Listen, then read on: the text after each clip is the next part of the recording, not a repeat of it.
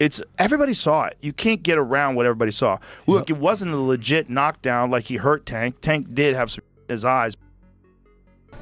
There's no way a fighter could take a timeout and go get his, during the round. Gervonta Tank Davis is one of the most overrated fighters in the sport of boxing right now, and not because of his skills, but because of his resume, and resume does matter. Hasn't been tested, and maybe has some promise, and maybe gets wrapped up in the hype, and maybe gets a little nervous. If you've been following boxing recently, you've probably heard the name Gervonta Tank Davis repeated like a mantra. Some call him the future of the sport, an unstoppable force with knockout power. Others, though, say something doesn't add up. They claim Davis is wildly overhyped, carefully protected, and avoiding the kind of challenges that would reveal his true limits. But here's where the conversation turns downright explosive. Joe Rogan, a longtime fight commentator and podcast giant, has stepped into the debate and made some bold claims. According to Rogan, Tank isn't just overrated, he's the product of behind-the-scenes deals that keep him champion, even when he fails to dominate. Why would a reputed commentator like Rogan call Davis out this harshly? Is it simple shock value, or is there more to the story? These questions have rocked the boxing community, leaving fans on both sides arguing about who Davis has really faced in the ring and whether his string of victories stands on solid ground or shaky politics. The tension between old-school fans who want to see the best fight the best and modern promoters who prioritize maximizing profits has created a boiling cauldron of speculation. But that's only part of the puzzle. To really understand why so many people, including Rogan, are questioning Davis's reputation, you have to look at the details of his fights, the controversial moments that ended in draws, the bizarre mid-fight breaks, and the claims that certain matchups are deliberately avoided. Whether you think Gervonta Davis is the next big thing or just another manufactured star, buckle up, because the truth behind the hype may be more complicated than you ever imagined. Gervonta Davis exploded onto the scene with a string of highlight reel knockouts. Early in his career, he seemed like the perfect blend of speed, power, and ring IQ. Fans flocked to him, praising his knockout ratio and entertaining style. He was an exciting up-and-comer, destined to sit among boxing's elite, or so it seemed. But as the excitement soared, so did the whispers. Detractors pointed out that Davis's resume was padded with fighters whose skill level was questionable or who were far past their prime. Every time a big name appeared on the horizon, negotiations would mysteriously fail, or the fight just wouldn't materialize. Rumors began swirling that Davis's management team was handpicking safe bouts to keep his record unblemished. Skeptics wondered whether these matchups were more about marketing than merit. One of the earliest red flags for many critics was Davis's reluctance to unify titles against champions in nearby weight classes. Typically, a rising star with his hype would be chomping at the bit to prove he was the best in the division. Instead, Davis seemed comfortable collecting paychecks against limited opposition. The friction only grew when he refused to address questions about certain fights directly, giving vague answers about negotiations and promotional deals. That's when allegations of cherry-picking started becoming more than just online chatter. Still, Davis's supporters claimed the negative buzz was rooted in jealousy. They insisted that building a fighter's brand often requires strategic planning and that Davis was simply following the same route Floyd Mayweather took, carefully moving through the ranks, capturing belts, and controlling negotiations to his advantage. However, as the hype ballooned, so did the demands from fans to see him face a real test. The stage was set for a major showdown between believers and doubters. Yet the big question remained. If Davis was indeed the real deal, why not step up and take on the scariest challenges?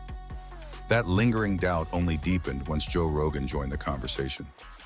But that wasn't the whole story. Joe Rogan is no stranger to controversy or blunt opinions. He's a longtime MMA commentator, a comedic voice, and someone who has interviewed countless experts and fighters on his massive podcast platform. So when Rogan weighed in on Gervonta Davis, people paid attention, and what he said left many fans stunned. Rogan called Davis overrated and questioned whether he'd ever really face adversity in the ring. Rogan's comments struck at the heart of what makes Davis's critics so vocal.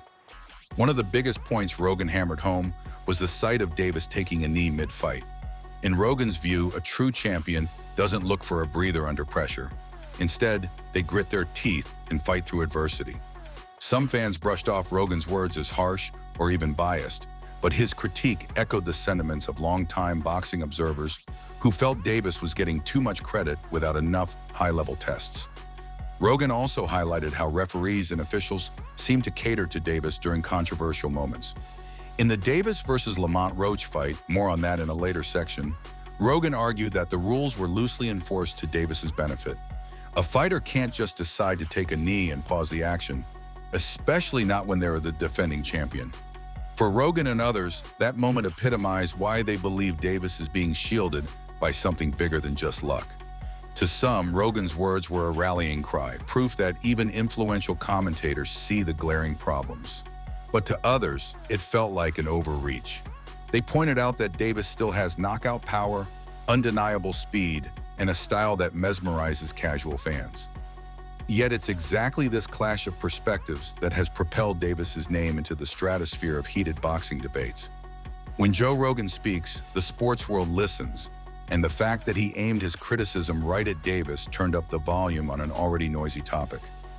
But that wasn't the only angle fueling the debate. After all, even if Rogan's critique was personal and intense, there are broader allegations about how Davis chooses his opposition. And that leads us to the persistent chatter about cherry picking. The Lamont Roach fight is one of the biggest lightning rods in Gervonta Davis's career. For many, it's the night everything changed. Davis came in as a heavy favorite, pitted against a lighter, relatively unknown opponent who was moving up in weight. On paper, it looked like a cakewalk for Davis. Instead, it turned into a startling evening that ended in a controversial draw, forever altering public perception of Tank's supposed invincibility. The biggest eyebrow raiser came in the 9th round. Under pressure, Davis took a knee, not because of a low blow or any clear foul, but ostensibly due to something getting into his eye. Fans and analysts alike were puzzled. In boxing, you can't just pause the action yourself. The referee is there to enforce the rules, count knockdowns, and determine if a fighter is fit to continue. Yet Davis appeared to get away with calling his own timeout. Critics immediately labeled this moment evidence of special treatment, claiming that the referee should have counted it as a knockdown or even considered disqualification. The rise of Gervonta "Tank" Davis was supposed to be the stuff of legend, a meteoric ascent fueled by highlight reel knockouts and a charismatic persona.